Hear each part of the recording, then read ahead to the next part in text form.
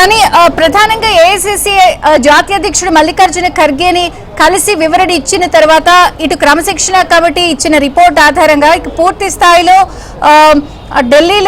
ఢిల్లీ అధిష్టానం చేతుల్లోనే నిర్ణయం ఉందనుకోవచ్చు. ఎందుకంటే ఇప్పుడు గతంలో అనేక సందర్భాల్లో కొండా సురేఖ చెప్పుంది, నేను రాహుల్ గాంధీ వీర విధేయురాలని, కాంగ్రెస్ కుటుంబానికి గాంధీ కుటుంబానికి చాలా వీర విధేయురాలని చెప్పిన సందర్భాలు ఉన్నాయి. సో ఇవన్నీ ఏమైనా కాపాడచ్చా?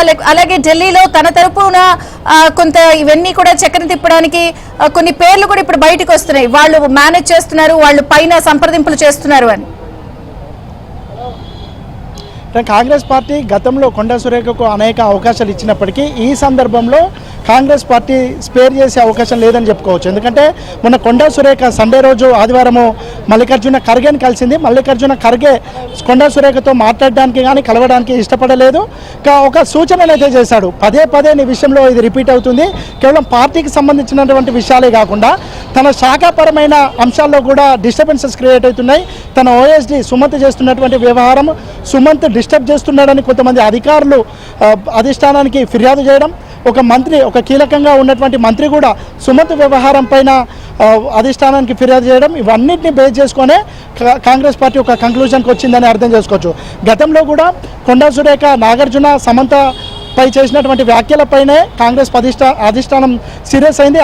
అదే రోజు ఏదో ఒక నిర్ణయం తీసుకోవాల్సి ఉండింది. కానీ అప్పుడు కాంగ్రెస్ పార్టీ పిసిసి చీఫ్ కానీ సీఎం రేవంత్ కానీ చాలా లిబరల్గా ఆలోచించి ఉన్నటువంటి మంత్రుల్లో ఇద్దరే మహిళా మంత్రులు ఉన్నారు, అందులో బీసీగా ఉన్నటువంటి మహిళా మంత్రిని తొలగిస్తే ఇబ్బందులు వస్తాయి, మనం బీసీ బాధలను ఎత్తుకుంటున్నాము, బీసీ కులగణన చేస్తున్నాము, బీసీలకు ఒక రోల్ మోడల్గా ఉంటున్నటువంటి కాంగ్రెస్ పార్టీలో ఒక బీసీ మహిళను అర్థంతరంగా పక్కన పెడితే, బర్తరఫ్ చేస్తే ఇబ్బందులు తలెత్తుతాయని భావించారు. కానీ ప్రస్తుతం ఉన్నటువంటి పరిస్థితుల్లో ఖర్గే ఒక కీలకమైన సూచన కూడా చేశాడు.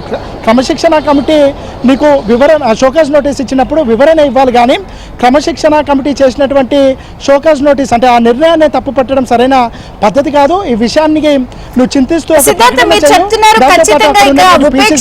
కాంగ్రెస్ అధిష్టానం అన్నప్పుడు ఒకవేళ వేటు పడితే మరి కొండా సురేఖ రాజీనామా చేసే అవకాశం ఉండి తదుపరి నిర్ణయం ప్రకటించే అవకాశం ఉందా? ఎందుకంటే ఒక వర్గం వారు బీసీ మహిళ కాబట్టి చర్యలు ఉండవు అని ఒక సెక్షన్ అంటున్న నేపథ్యంలో మరి వేటు పడితే రాజీనామా ఉండొచ్చా? మనకున్న సోర్సెస్ ప్రకారం ఇటు చిన్నారెడ్డిని కానీ కొండా సురేఖని కానీ రిజైన్ చేయమని గౌరవప్రదంగా ఉంటుందని పార్టీ అధిష్టానం నుంచి ఒక సిగ్నల్ పంపినట్టు తెలుస్తూ ఉంది. కానీ వాళ్ళు రాజీనామా చేయడానికి ససేమీరా అన్నారు.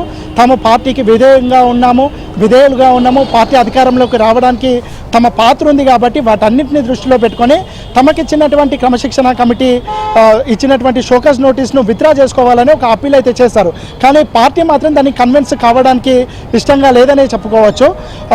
ఇక చర్యలకు సంబంధించి ఒక బీసీ మహిళను అర్థంతరంగా బర్తరఫ్ చేస్తే, దాంతోపాటు చిన్నారెడ్డి లాంటి ఒక సీరియస్ పాలిటీషియన్ని, సీరియస్గా ఉన్నటువంటి కాంగ్రెస్ మెన్ని పక్కకి పెట్టేస్తే కాంగ్రెస్ పార్టీ ఎలాంటి కాన్సిక్వెన్సెస్ని ఫేస్ చేయాల్సి ఉంటుంది అనేది కాంగ్రెస్ పార్టీ ఆలోచిస్తుంది.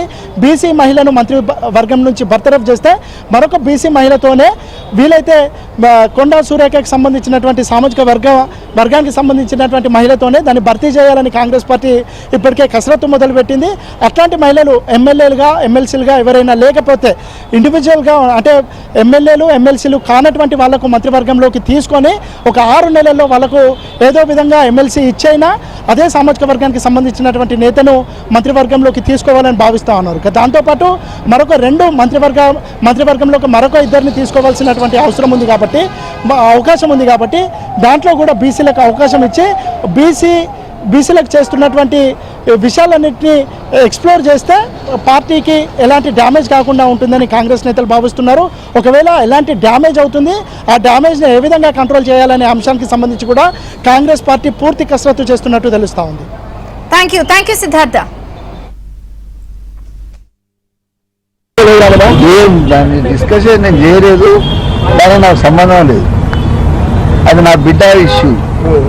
30 సంవత్సరాలు ఉన్నాయి దానికి, మరి దాని బిడ్డకు 15 సంవత్సరాలు ఉన్నాయి.